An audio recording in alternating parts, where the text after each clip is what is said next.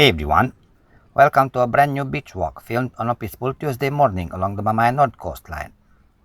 Passing in front of 6 different main beaches, one beach, Tortuga Beach, Signature Beach and Club, Tethys Beach, Signature Beach and Lounge, and Tomis Villa Beach.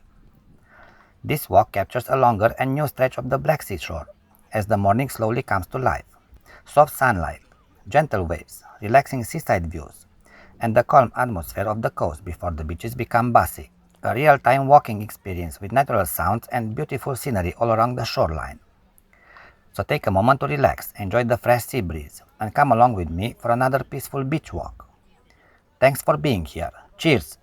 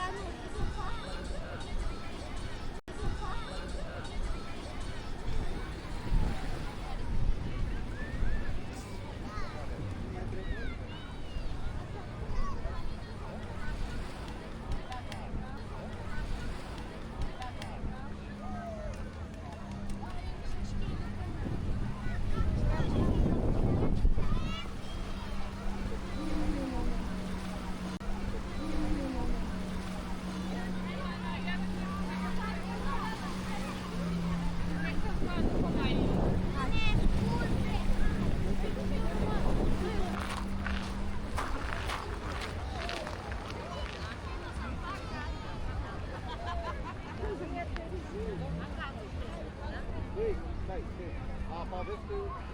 Stai, stai. Apa aveți că... E roșie apa, că avem și noi apă. E cald.